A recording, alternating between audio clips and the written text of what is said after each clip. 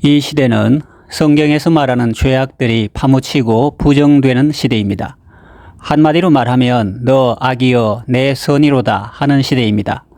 간통죄가 형법에서 사라졌습니다. 태아의 생명이 존중받지 못하고 있습니다. 동성애가 조장되고 있습니다. 목사 중에도 동성혼을 축복한 사람이 있고 신학 교수 중에도 동성애를 지지하는 사람도 있습니다. 심지어는 목사 자신이 동성애자인 경우도 있습니다. 아시아에서 대만과 네팔과 태국은 동성혼을 합법화했습니다. 어느 것이 길인지 어느 것이 진리인지 아무것도 알 수 없는 시대가 되었습니다. 그리고 이것은 더 이상 먼 나라의 이야기가 아니라 바로 우리나라의 이야기며 우리 가족의 이야기며 이제 우리 자녀의 이야기가 되었습니다. 여기에 대해서 많은 사람이 다양한 의견을 제시합니다. 그러나 우리는 무엇보다 우리를 사랑하시고 우리를 만드신 하나님께서 여기에 대해서 어떻게 말씀하시는지에 주목할 필요가 있습니다. 본문은 하나님의 진노와 심판에 대하여 말씀하고 있습니다. 우리는 보통 하나님이 진노하시고 심판하신다고 하면 뭔가 파괴하고 무너뜨리고 쓸어버리는 것만 생각하기 쉽습니다. 물론 그럴 때도 있습니다. 구약 북이스라엘 왕국의 역사를 보면 하나님께서 그렇게 왕조를 심판하셨습니다.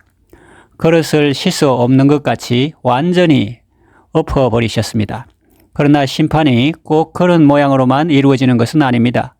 오늘 본문의 경우와 같이 내버려 두시는 것으로 나타날 수도 있습니다. 그래서 이 시간에는 하나님의 내버려 두심에 대해서 살펴보려고 합니다. 내버려 두심의 원인과 결과와 거기에서 벗어나는 비결 순으로 말씀드리겠습니다. 첫째로 내버려 두심의 원인입니다. 하나님은 어떤 사람은 내버려 두시고 어떤 사람은 내버려 두시지 않습니다. 어떤 사람은 눈동자같이 지켜주시고 그의 요동함을 영원히 허락하지 않으십니다.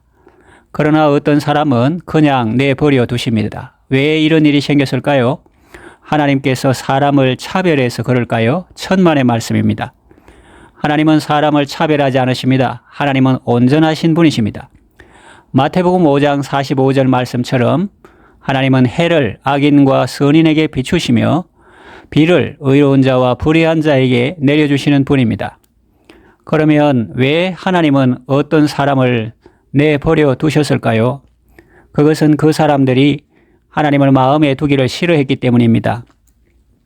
28절에 보면 그들이 마음에 하나님 두기를 싫어하며 하나님께서 그들을 그 상실한 마음대로 내버려 두사 합당하지 못한 일을 하게 하셨으니 라고 기록되어 있습니다. 그러므로 하나님이 어떤 사람을 내버려 두신 것은 하나님이 그들을 싫어하고 미워해서가 아니라 그들이 하나님을 마음에 두기를 싫어했기 때문입니다. 다시 말하면 그들이 그런 상황을 자초한 것입니다.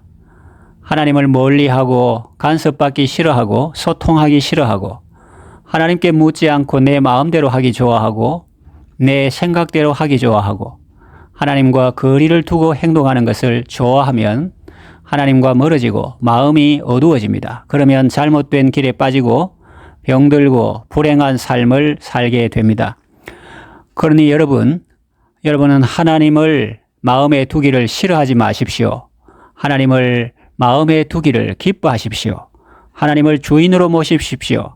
하나님, 내 마음에 오셔서 내 마음을 살피소서. 내게 무슨 악한 행위가 있나 보시고 나를 영원한 길로 인도하소서. 그러면 하나님은 이렇게 말씀하실 것입니다. 너도 내 마음에 들어와 내 마음이 어떤지 살펴보아라. 그러면 우리는 하나님 속에 있는 우리를 향한 사랑과 긍휼과 자비의 마음을 읽을 수 있게 됩니다. 그러면 하나님과 막힘이 없고 소통이 잘 됩니다. 그래서 건강하고 행복한 삶을 살게 됩니다. 둘째로 내버려 두심의 결과는 무엇입니까? 하나님께서 어떤 사람을 그 상실한 마음대로 내버려 두시면 그 사람은 어떻게 될까요? 첫째로 그 사람은 우상 숭배에 빠지게 됩니다. 23절에 보면 썩어지지 아니하는 하나님의 영광을 썩어질 사람과 새와 짐승과 기어다니는 동물 모양의 우상으로 바꾸었느니라 했고 25절에 이는 그들이 하나님의 진리를 거짓 것으로 바꾸어 피조물을 조물주보다 더 경배하고 섬김이라 했습니다. 우상 숭배자들은 절대로 자기들이 우상을 섬긴다 그렇게 말하지 않습니다. 그들은 정말로 그 신이 존재한다고 믿고 있습니다. 지금도 어떤 섬마을에 가면 입구에 큰 나무가 있습니다. 수백 년 된 그 나무를 사람들은 신으로 섬기고 있습니다. 외지에서 온 아이가 잘못하여 그 작은 가지 하나를 꺾었을 때 그 아이는 노인들에게 거의 죽을 정도로 맞았습니다. 섬 사람들에게 그 나무는 그 마을을 지키는 수호신이었던 것입니다. 영천에 있는 어떤 서원 앞에 잠시 들른 적이 있습니다. 벌초를 마치고 돌아오는 길에 잠시 쉬어가기 위해서였습니다. 큰 나무가 있어서 그 그늘에 차를 세우고 시동을 끄고 나와서 나무 둘레에 앉아서 쉬고 있었습니다. 한 어르신이 나타나 위압적인 태도로 말했습니다. 어서 차를 빼서 저 멀리 대시오. 나무의 수명이 단축됩니다. 그분에게는 그 나무가 서원과 후손들을 지켜주는 신과 같아 보였습니다. 나무를 잘 돌보고 환경을 잘 보존하는 것은 좋은 일입니다. 그러나 그것을 사람의 생명보다 더 귀하게 여기는 것은 잘못이 아닐까요? 생물이 아닌 조각품 우상도 있습니다. 그것들은 눈이 있어도 보지 못하며 귀가 있어도 듣지 못하며 입이 있어도 말하지 못하는 사람의 수공물에 불과합니다. 사람이 자기가 어떤 형상을 만들어 놓고 그것을 자기의 신이라 한다면 그보다 더 어리석은 일이 어디 있겠습니까? 자기가 그 물건을 만들었는데 그 물건이 자기의 신이라니요. 헛된 우상은 사람에게 짐만 되지 결코 힘이 되지 않습니다. 그런데도 하나님을 마음에 두기를 싫어해서 하나님께서 그 상실한 마음대로 내버려 두신 사람은 그런 우상을 마치 참 신인 것처럼 섬기는 어리석음에 빠지게 됩니다. 둘째로 동성애에 빠지게 됩니다. 24절에 보면 그러므로 하나님께서 그들을 마음의 정욕대로 더러움에 내버려 두사 그들의 몸을 서로 욕되게 하셨으니 했고 26절에서 27절 보면 하나님께서 그들을 부끄러운 욕심에 내버려 두셨으니 곧 그들의 여자들도 순리대로 쓸 것을 바꾸어 영리로 쓰며 그와 같이 남자들도 순리대로 여자 쓰기를 버리고 서로 향하여 음욕이 불일듯 하며 남자가 남자와 더불어 부끄러운 일을 행하여 그들의 거릇됨에 상당한 보응을 그들 자신이 받았느니라 라고 말씀합니다. 성경에서 금하는 것을 인권이나 다양성 존중이라는 미명하에 버젓이 행합니다. 하나님의 창조 질서에 반하는 것도 정상적인 것이다 라고 하면서 이제는 아예 법적으로 보장받으려고 합니다. 그리고 거기에 대해서 이의를 제기하는 사람들은 차별주의자와 혐오주의자로 몰아갑니다. 그러면서 동성애로 인한 폐해와 손해에 대해서는 말하지 못하게 합니다. 남자 동성애와 에이즈의 연관성에 대해서 말하지 말라는 보도 지침이 있다고 합니다.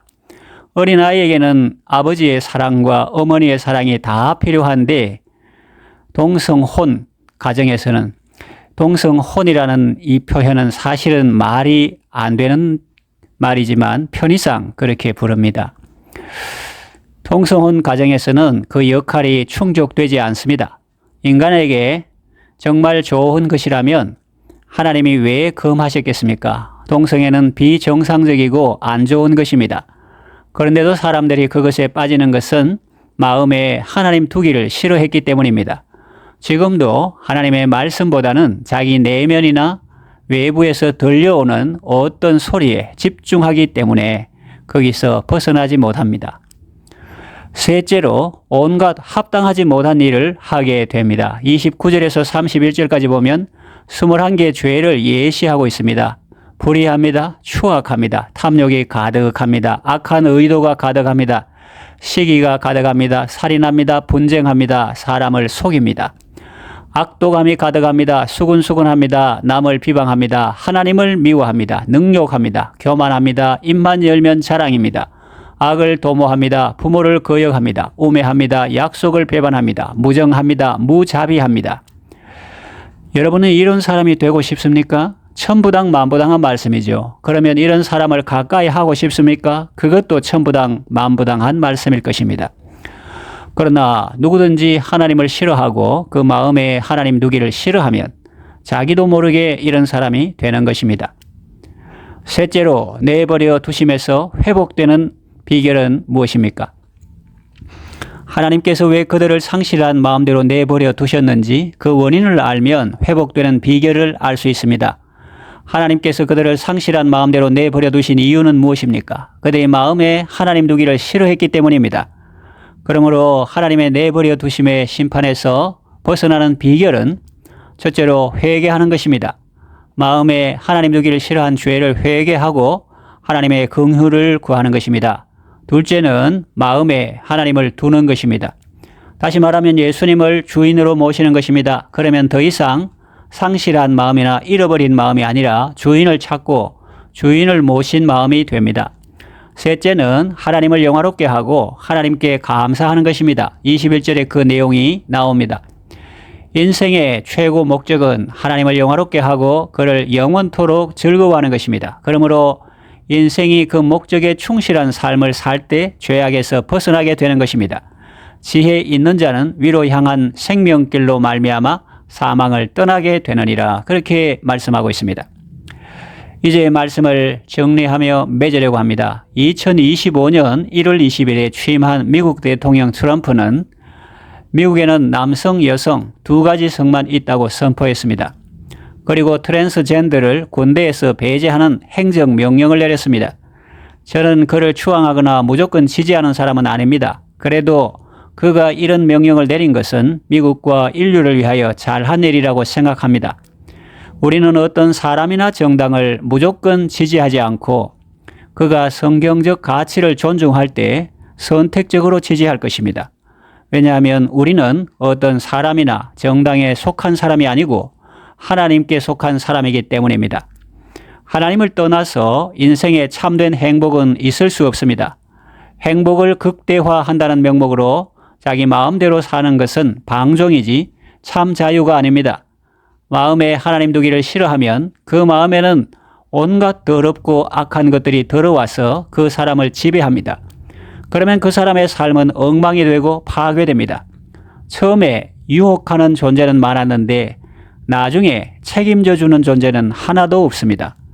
그러나 하나님은 우리를 사랑하십니다. 마음에 하나님 두기를 싫어하는 것을 회개하고 하나님을 주인으로 모시면 그때부터 새로운 삶이 시작됩니다. 참된 행복이 시작됩니다. 하나님을 알고 하나님을 영화롭게 하며 하나님께 감사하는 삶을 사시기를 바랍니다.